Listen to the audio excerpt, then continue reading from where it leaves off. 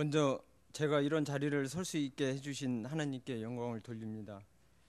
저는 48년의 세월을 특별히 나쁜 짓 하지 않으며 나름 착하고 성실히 인생을 잘 살아왔다고 자부하며 살아왔습니다. 10여 년 전 식도 정맥류 출혈로 피를 토하고 생사의 기로에서도 저의 일상은 변하지 않았습니다.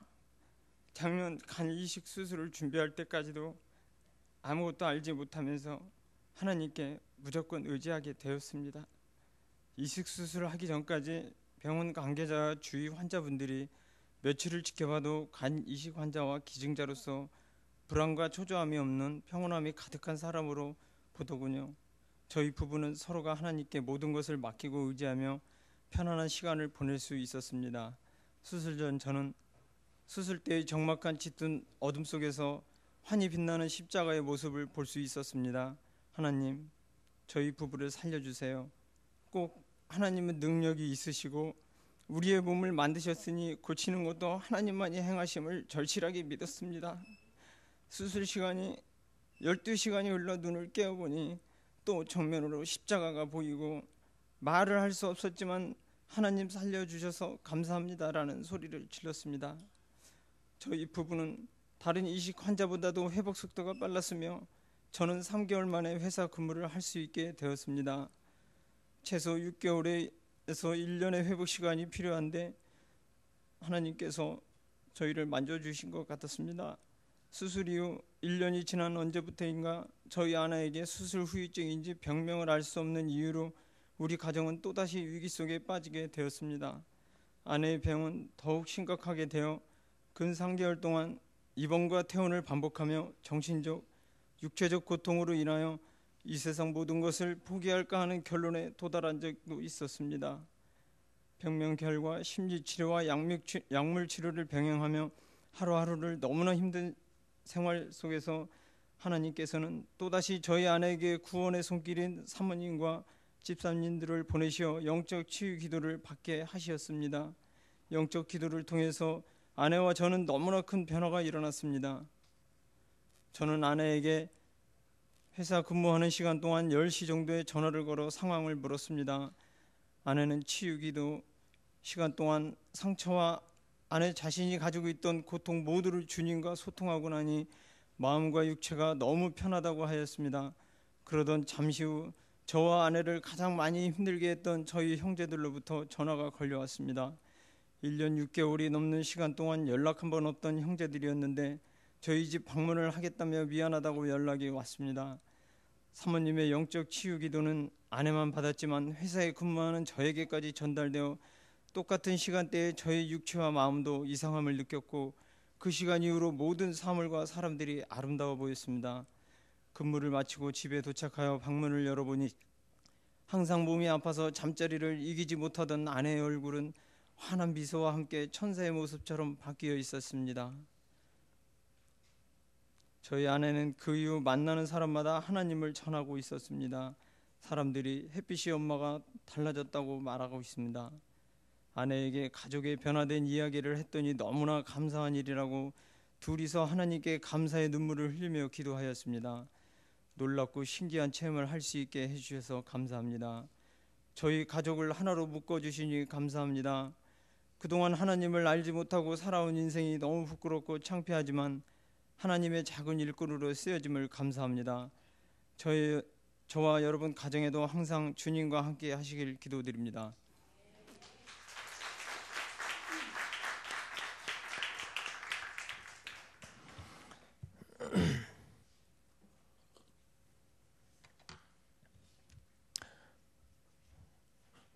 운이라고 못할 줄 알았더니 오늘 아주 담대하게 잘하시는군요. 저 이야기를 들을 때마다 할 때마다 그냥 눈물을 머금고 주체할 줄 몰랐는데 또 우리 모두에게 은혜를 나누시라고 하나님이 또 절제하게 하신 것 같아요. 네, 감사합니다.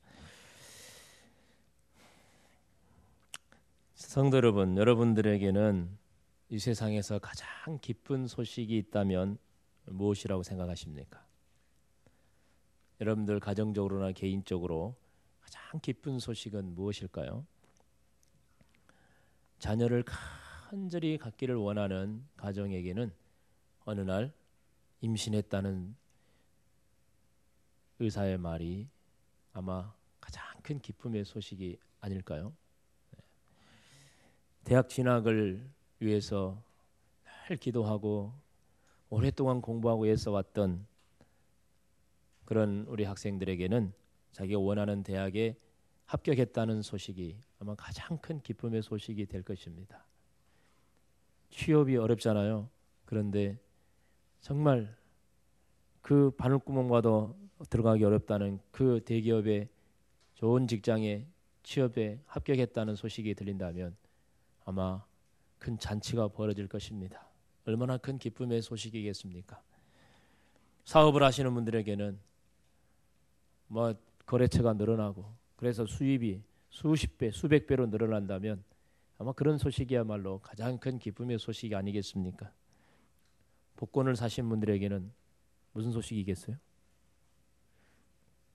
사보신 분들 빨리 이야기해 보세요. 뭘 기다리십니까? 그냥 뭐 1,000원짜리, 2,000원짜리 당첨? 1등 맞습니다. 윤규 집사님 아이 도주머니에 로또 있을 거예요 아마. 네, 로또 복권을 사놓고 기다립니다. 금요일 날 요즘 발표하나요? 금요일 날 하세요? 윤규 집사님? 토요일 날 합니다. 그렇군요. 네, 토요일 날 그날을 기다립니다. 뭘 기다려요? 혹시 내 번호가 1등이 되지 않을까? 1등 됐다는 소식 가장 큰 기쁨의 소식일 것입니다. 이토록 우리가 간절히 바라는 일이 이루어졌다, 성취됐다라는 그것이야말로 가장 큰 기쁨의 소식이 될 것입니다. 여러분, 지난 한 해 동안에 여러분에게 있어서 가장 기쁜 소식은 뭐였습니까?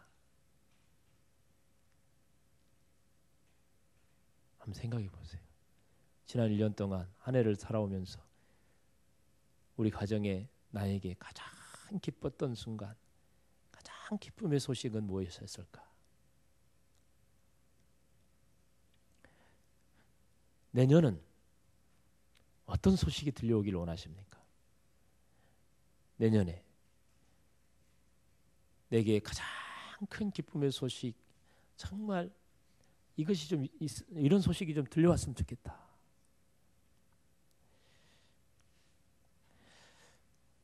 우리 모두에게 또 여러분 각자가 간절히 바라는 그 기쁨의 소식이 꼭 들려줄 줄 믿습니다.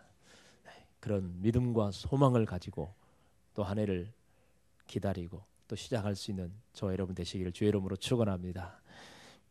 아멘. 아멘. 네, 확신을 가지고 담대하게. 저는 내년에 저에게도 소원이 하나 있는데요. 이런 기쁨의 소식이 들렸으면 좋겠다라는 소원이 있습니다. 그 뭐냐면요, 수년 동안 오매불망 기다리는 소식인데요. 그게 뭐냐면 우리 교회 주일 출석 예배가 인원이 200명이 넘어서는 거예요. 아멘. 네. 저는 몇 년 동안 계속 그걸로 기도하고 있는데 하나님이 안 주셔. 될라 그러면 도망가 버리고 이렇게 또 나간 사람 오는 사람이 쌤이야. 그래, 그러니까 뭐 맨날 그 자리지. 참 그래서 늘 마음이 아파요. 하나님 언제나 200명 채워주실랍니까? 근데 사실 200명 전에 한번 총동원 주님 한번 해가지고 와봤거든요. 앉을 자리가 없더라고요. 200명이 오니까 앉을 자리가 없어요. 그래서 앉을 자리가 없으니까 안 채워주시는지 모르겠지만 그래도 자꾸 뭐 오면은 뭐 3부 예배 드리면 어때? 나는 뭐 5부도 좋아요. 저는 일주일날 10번 예배 드려도 좋아요. 10번 설교해도. 장소, 공간이 중요한 게 아니라 정말 예수 믿는 사람들이 구름대같이 우리 교회로 몰려오는 것이 중요하지 않겠습니까? 200명 좀 넘어왔으면 좋겠다. 내년에 목사님 오늘 200명 넘었어요. 말춤은 못 추겠지만 아마 너무 저는 기뻐할 거야. 너무너무 기쁜 소식이에요. 현재 우리 교회 등록교인요, 이번에 쭉 정리하면서 보니까 갈 사람 빼고 다 빼고 하니까 한 208명쯤 되더라고요. 뭐 장기 결석자 좀 포함해서 청년들까지 해서 한 208명쯤 돼요. 뭐 중고등학생까지는 아니지만, 근데 현재 주일 출석 숫자 뭐 세지는 않습니다. 뭐 그냥 세진 않는데 대략 한 130명, 140명쯤 출석하지 않는가 싶어요. 출석률이 상당히 낮은 편입니다. 네, 우리 교회가 출석률이 상당히 낮아요. 그래서 우리가 예배를 회복해야 될 이유가 거기 있어요. 우리 성도들이 너무 예배를 소홀히 하는 경향이 많아서 내년에는 그래서 예배에 집중하려고 하는 마음이 있습니다. 출석률이 너무 낮아서. 내년에 전 교인이 뭐 한 명도 등록하지 않고 전 교인이 등록한 교인이 출석만 하면 200명이 넘습니다. 뭐 그렇게 해서 200명이 되든지 아니면 새로운 교인들이 많이 들어와서 200명이 넘어서든지 어찌하든지 여기 앉아있는 분들이 200명만 넘어서면 어쩌다 한 번이 아니라 이후 계속해서 200명이 넘어서는 우리 성도들이 모여 예배 드릴 수 있다면 너무 기쁘겠다는 생각을 해봤습니다. 저는 저뿐만 아니라 우리 한빛교회 비전은 1천 비전입니다. 1천 비전. 1천 비전 1,000명이 모여서 200명이 아니라 이제 더 큰 꿈이 있는데 1,000명이 여기서 모여서 예배하는 그런 교회가 되어지는 것입니다. 왜 1,000명이 되어야 되느냐? 숫자가 중요한 게 아닙니다. 1,000명이 되면 우리가 정말 하고 싶은 게 있습니다. 그게 뭐냐면 교회의 재생산을 이루는 것입니다. 교회 땅 사고 예배당 지어주고 성도들도 한 200명 떼어주고 그렇게 해서 교회를 분립 개척하는 것입니다. 저 청북에도 하나 하고 포승에도 하고 저 현덕에도 하고 이렇게 해서 교회가 분립해서 개척되어지는 거. 그래서 우리 교회가 국내뿐만 아니라 선교지 중국이나 아프리카나 여러 곳에 정말 우리 교회 힘으로 교회를 분립 개척하는 것입니다. 이러한 교회 개척이 정말 그렇게 건강한 교회로 세워지도록 그렇게 우리가 해가는 것이 우리의 비전입니다. 그렇기 때문에 그렇게 하려면 재정적으로도 뒷받침돼야 되고 그만큼 사역자들도 뒷받침돼야 되기 때문에 1,000명 정도는 돼야 되겠다 싶어요. 지금 건강한 교회들은 대부분 그런 사역을 하고 있습니다. 그래서 우리 교회도 언젠가는 그런 것을 이루어 갔으면 좋겠다. 그래서 제가 은퇴할 때쯤 되면 1호 교회 분립개척이 이루어졌으면 좋겠어요. 저는 그런 기쁨을 안고 물러났으면 좋겠어요. 여러분들은 저야 은퇴하면 이 교회를 떠나겠지만 계속 이스라엘도 뭐 있기가 뭐 하겠죠. 후임 목사가 오는데 제가 어떻게 여기 있겠어요. 근데 여러분들은 여기서 평생 뼈를 먹고 있어야 되지 않겠습니까?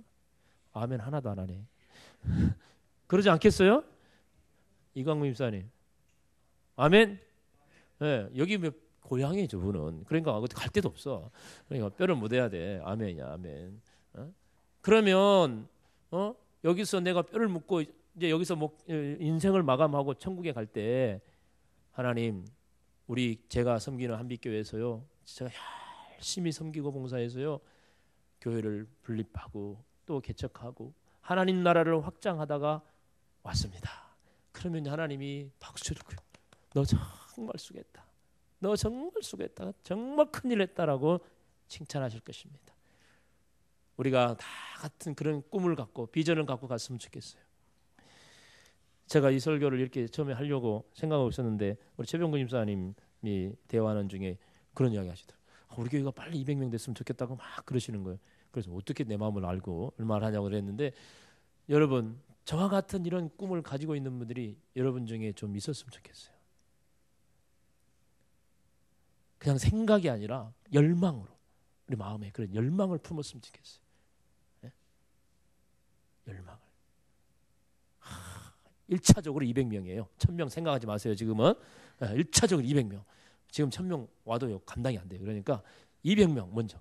하나님 200명.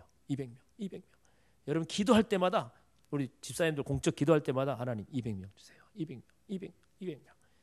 그냥 막 말이 아니라 가슴 속에서부터 간절한 소원으로 정말 그렇게 됐으면 말춤이라도 추겠다는 그 큰 기쁨과 감격의 마음을 가지고 간절히 소원하고 나가면 주님이 이루어질 줄 믿습니다.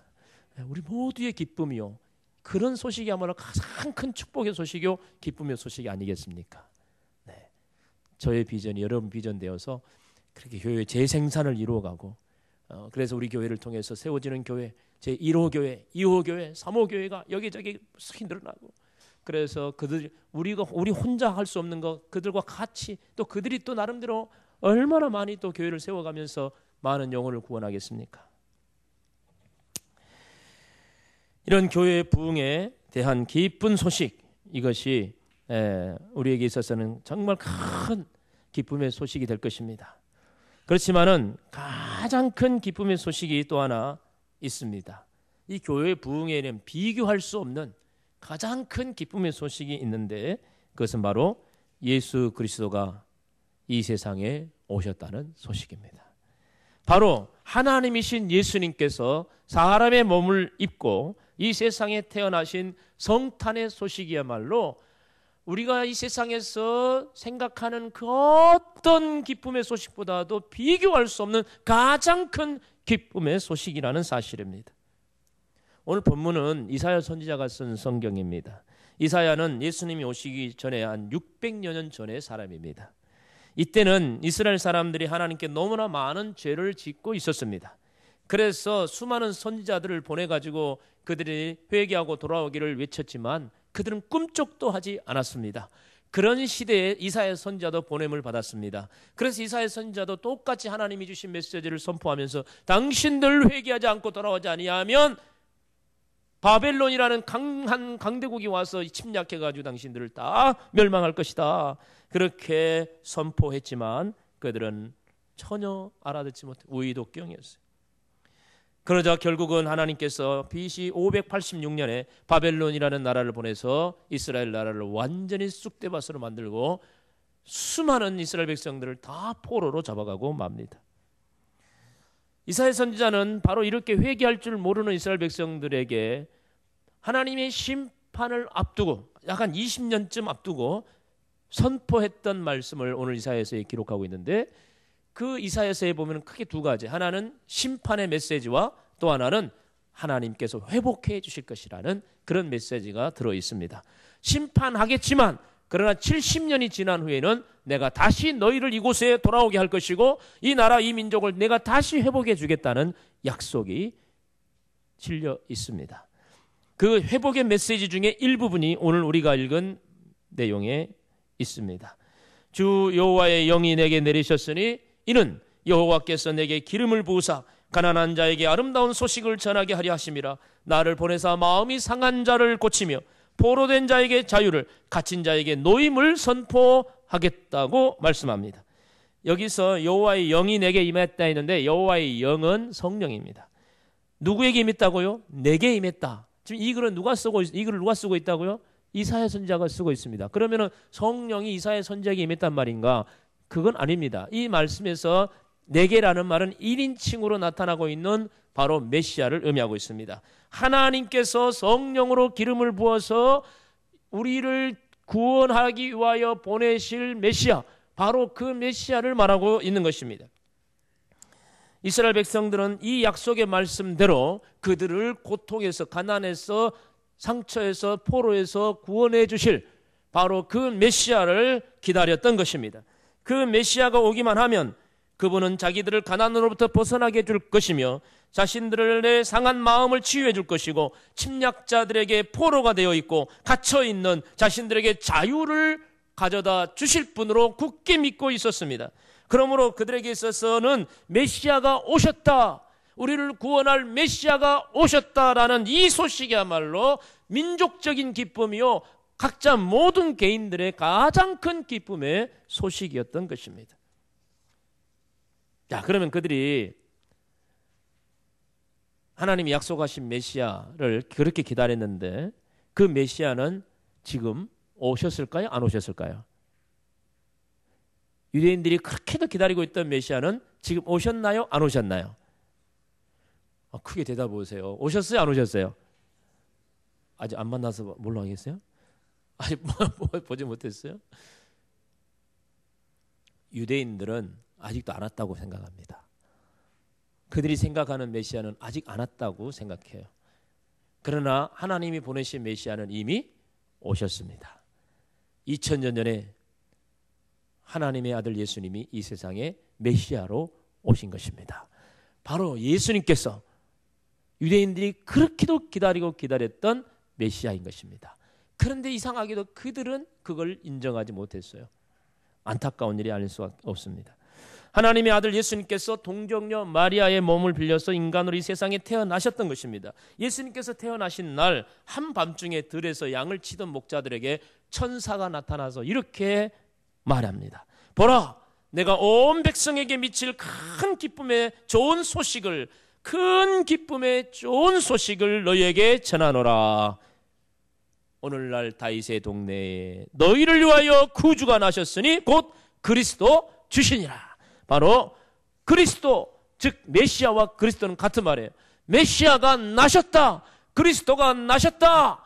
천사가 와서 이걸 알려주고 이것이 가장 큰 기쁜 소식이라고 말하고 있습니다.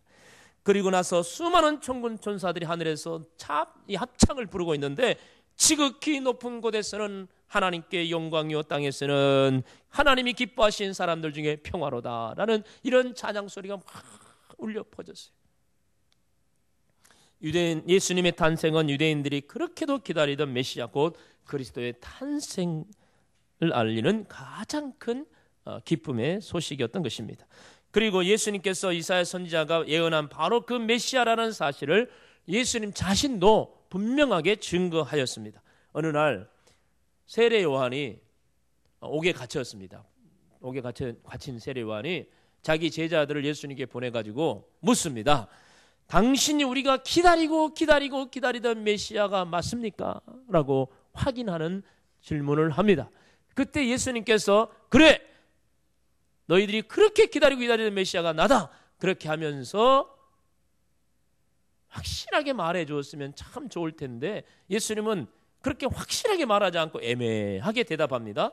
뭐라고 대답하냐면, 너희가 가서 보고 들은 것을 요한에게 알리라. 맹인이 보며, 못 걷는 사람이 걸으며, 나병 환자가 깨끗함을 받으며, 귀먹은 사람이 들으며, 죽은 자가 살아나며, 가난한 자에게 복음이 전파된다 하라. 이렇게 가서 전해라. 너희가 본 대로 가서 이야기해라 라고 말합니다. 이 말씀은 우리가 볼 때 참 애매한 대답 같아요. 기문 기우가 아니면 아니지, 뭐 이런 이야기 하나라고 싶기도 합니다. 그런데 그건 우리 생각이고, 이 이사야서의 이 61장 1절에 3절 말씀을 이미 알고 이 말씀의 성취자로 오신 분이 메시아라고 그들이 믿고 기다리던 유대인들에게는 지금 예수님의 이 말씀이, 예수님이 행하는 그 표적이 그들에게는 이분이 바로 메시아라는 사실을 확신시켜주는 그런 하나의 증거가 되었던 것입니다. 그렇기 때문에 예수님은 내가 메시아다라는 말을 하는 것보다 내가 하는 것 봐라, 이사야가 예언한 그대로 하고 있지 않느냐, 그러니 너희 본대로 말해라, 내가 바로 메시아다라고 말씀하는 것이죠. 그리고 예수님께서 나사렛에 가셨을 때에도 이 이사야 61장 1절에 3절 말씀을 펼쳐놓고 회당에 들어가셔서 모인 사람들에게 설교를 하시는데, 이 말씀을 펼쳐놓고 뭐라고 말씀하셨냐면은, 이 글이 오늘 너희 귀에 응하였다라고 말했어요. 이 말씀, 이 이사야가 예언한 메시아가 온다는 이 말씀이 오늘 너희에게 그대로 이루어졌다라고 확실하게 선포하고 있습니다. 이 말은 무슨 말이죠? 내가 바로 메시아다. 너희가 기다리던 메시아가 바로 나다라는 것을 분명히 선포하는 것이었습니다. 그렇다면 예수님께서 오신 것이 왜 우리들에게 기쁜 소식이 될까요? 예수님만이 우리를 어두운 죄악에서 구원해 주실 유일한 분이시며, 예수님만이 우리의 고통스러운 인생에서 행복을 가져다 줄 유일한 분이시기 때문에, 그렇기 때문에 예수님이 오신 것이 우리에게는 가장 큰 기쁨의 소식이 되는 것입니다. 지금 이사야 선지자는 이스라엘 백성들에게 하나님의 심판으로 인하여 나라가 망하고 모든 백성들은 바벨론으로 포로로 끌려가게 될 것을 선포하고 있습니다. 이것은 선포로만 끝난 것이 아니라 그 이후 20년쯤에 정말로 그것이 현실로 되었고, 수많은 백성들이 멀고 먼 바벨론으로 포로로 끌려가게 됩니다. 그곳에서 70년 동안 정말 포로로서 노예로서 힘들게 살아가게 되는데 그곳에서 그들은 정말 가난했고 힘들었고 병들었고 마음이 상했고 자유를 잃어버렸던 그런 삶을 살고 있었던 것입니다. 그래서 그들이 그곳에서 간절하게 바로 기다리는 것은 빨리 우리나라로 우리 고향으로 돌아갔으면 좋겠다. 바로 그런 소망 가운데서 살았던 것이죠. 시편 137편에서는 바벨론에서 지내는 그 이스라엘 백성들의 일상을 한 단면적으로 보여주고 있는 내용이 나오고 있습니다. 그게 뭐라고 나왔냐면요, 우리가 바벨론의 여러 강변 거기에 앉아서 시온을 기억하며 울었도다.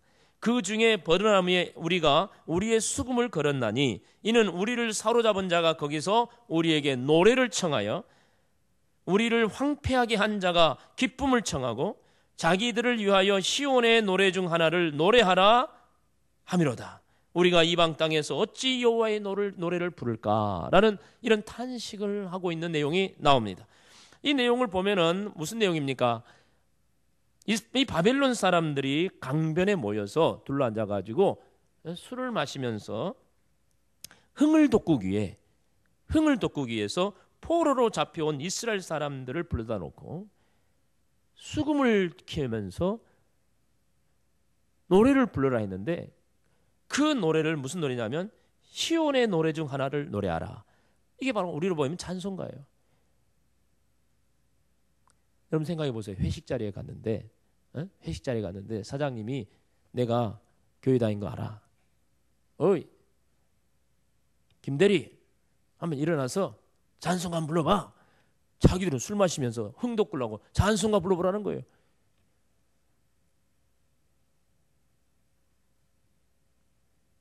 여러분 한잔하면서 찬송가 불러본 적 있습니까? 네? 노래방에 가서 술 마시면서 막 하는데 나 들어볼 거 없어요. 찬송가라도 불러봐. 찬송가 부르고 자기들은 술 마시고 막 놀고. 그 분위기, 하나님을 찬양하고 영광을 돌려야 될 자리에서 찬양을 불러야지. 술 마시는 사람은 흥돋구기 위해서 찬송을 부르면 되겠어요? 그런데도 노예니까 포로니까 그 바벨론 사람들이 시키면 안 할 수도 없고 그래서 수금을 켜면서 그 하나님을 찬양하는 그 시온의 노래를 부르면서 그들이 얼마나 울었겠어요. 울면서 불렀을 거예요. 이게 아닌데, 이래서는 안 되는데, 이게 아닌데. 하고 싶지 않아도 안 할 수 없고 이런 어쩔 수 없는 이 정말 비굴하고 이 정말 고통스러운 현실 속에서 그들이 지금 노래를 부르고 있어요. 그들의 포로 생활이 얼마나 비참하고 힘들었는지를 잘 보여주는 한 장면입니다. 그러므로 그들은 더욱더 이 이사야서의 말씀을 기억하면서 하나님이 보내실 메시아 그분을 기다렸던 것입니다. 그분이 오면 우리를 가난에서부터 부욕해 하실 것이고 마음의 상처를 고쳐주실 것이고 우리의 모든 포로된 것으로부터 자유케 하시고 이렇게 억눌려 있는 우리의 삶에서 우리를 자유케 해 주실 분인데 그분이 빨리 왔으면 좋겠다라는 간절한 소망을 갖게 된 것이죠. 사랑하는 성도 여러분, 물질적인 가난과 영적인 빈곤 때문에 여러분들도 힘들어하지 않습니까? 사람들로 인하여 마음의 상처를 받고 그것으로 인해서 힘들지 않습니까? 육체적인 질병으로 인해서 너무 고통스럽지 않습니까? 때로는 도박이나 정욕에, 탐욕에, 술에, 담배에, 거짓된 것에, 위선된 것에, 불신앙적인 것에 그 어떤 것들에게 포로되어서 여러분의 인생을 망치고 있지는 않습니까? 온갖 스트레스와 우울증과 정신적인 압박과 영적인 짓눌림 속에서 억눌려서 신음하고 있지는 않습니까? 누가 이 고통스러운 우리의 삶에서 건져주실 수 있습니까? 누가 나를 이 아픔에서 건져줄 수 있어요? 우리는 언제나 이 힘든 삶에서 자유할 수 있게 될까요? 너무 힘들어서, 너무 고통스러워서, 너무 절망적이어서 죽고 싶은데 누가 우리를 이 어둠에서 건져내줄 수 있겠습니까? 누가? 하나님께서는 저와 여러분들의 이 간절한 소원을 아시기 때문에 하나님의 아들 예수님을 우리의 구원자로 보내주신 줄 믿습니다. 예수님께서 오셔서 우리를 그 고통에서 건져내 주시는 것입니다.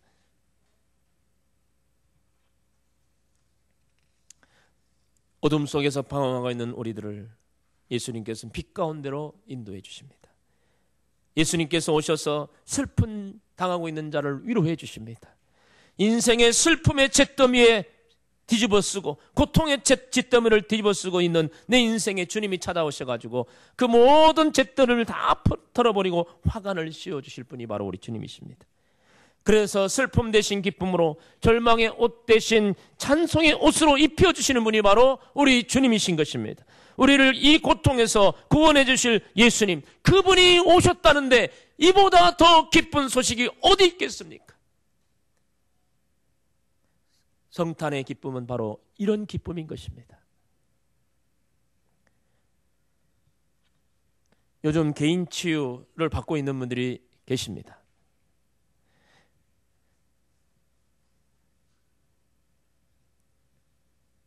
네. 신경 형제는 자기는 안 받았지만 아내 되는 이현아 집사님이 치유를 받고 아까 말한 대로 그런 많은 고통과 아픔 속에 있는데 그것에서 자유케 됐어요. 완전히 그것에부터 자유케 되고 얼굴이 밝아지고 삶이 달라지고.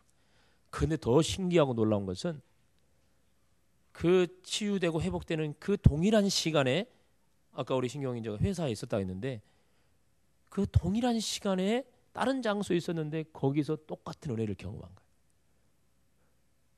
네. 그래서 아까 짤막하게 이야기했죠. 보이는 게 너무너무 아름답게 보였다고. 세상이 달라 보였다고.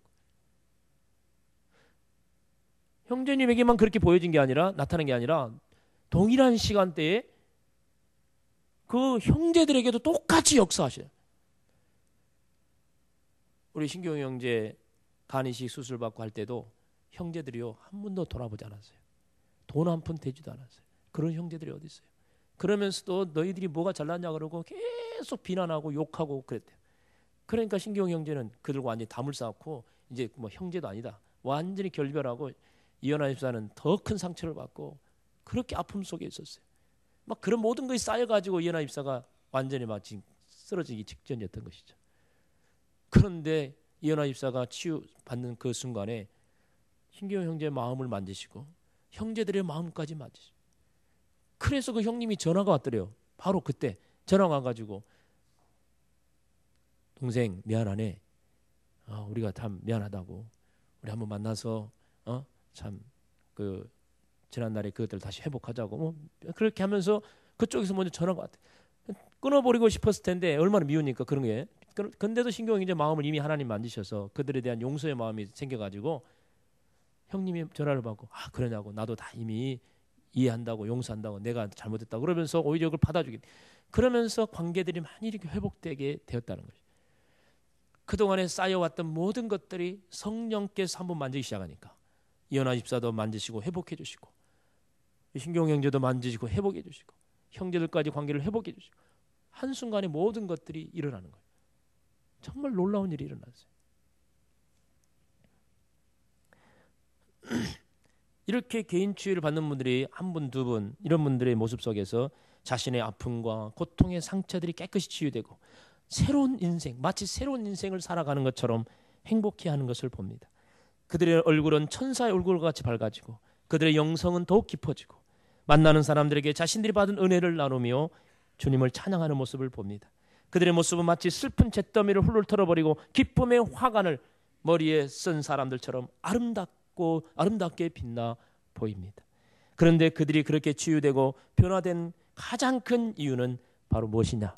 바로 그 치유 과정 속에서 주님을 깊이 만났다는 것입니다.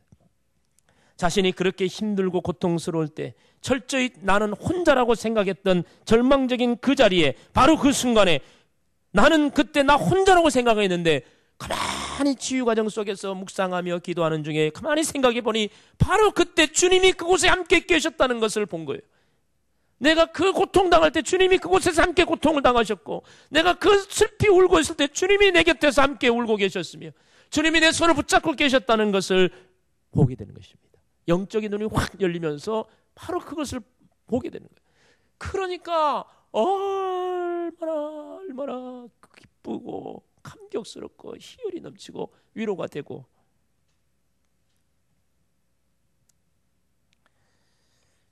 왜 주님께서 함께 하신다는 것, 그걸 깨닫는 것만으로도 그렇게 사람이 달라질 수 있을까요?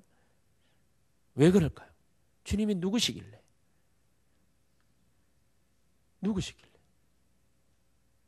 아마 그렇게 기도하는 중에 자기 옆에 최병철 목사가 있었으면 그렇게 기쁘지 않았을 거예요. 남편이 옆에 있어도 별로 좋지 않을 거예요. 근데 그곳에 예수님이 계셨다는 것, 이것이 모든 것을 치유하고 회복하고 나를 행복하게 만들어주는 것입니다. 왜죠?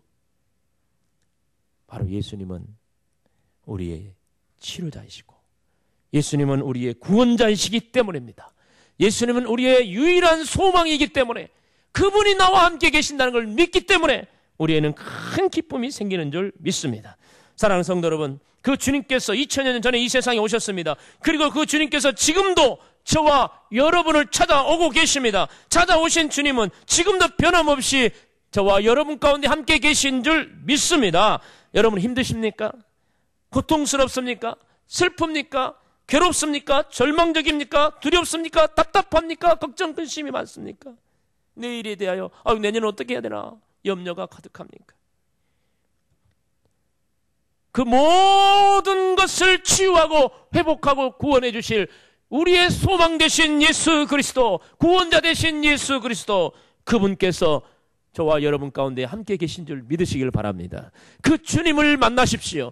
그 주님을 느끼십시오. 그 주님을 경험하십시오. 그 주님과 함께 여러분의 인생을 살아가십시오. 그러면 그분이 모든 것을 해 주실 것입니다. 그분이 우리의 구원자이시기 때문입니다. 그러므로 그 주님이 오셨다는 소식만큼, 그 주님이 이 세상에 오셨다는 소식, 이 성탄의 소식만큼 우리에게는 큰 기쁨의 소식이 없는 것입니다. 그러므로 성탄의 기쁨을 예수님을 알지도 못하는 세상 사람들에게 빼앗기지 말아야 하는 것입니다. 왜 이 성탄의 기쁨을 세상 사람들에게 빼앗깁니까? 왜 백화점에 다 빼앗기고, 왜 일반 상업주의자들의 돈 벌려고 하는 사람들에게 돈벌이 수단으로 이 성탄절을 다 뺏기냐 말이에요. 성탄의 기쁨을 뺏기면 안 돼요. 진정 성탄의 기쁨을 우리가 누려야 될 줄 믿습니다. 저와 여러분들이 예수 그리스도 이 땅에 오심을 가장 기뻐하며 가장 행복하게 생각해야 될 사람들은 바로 우리들입니다. 우리들이에요. 이 기쁨을 만끽하는 금년 성탄절 되시기를 주의 이름으로 축원합니다. 우리 하나님께 찬양하십시다.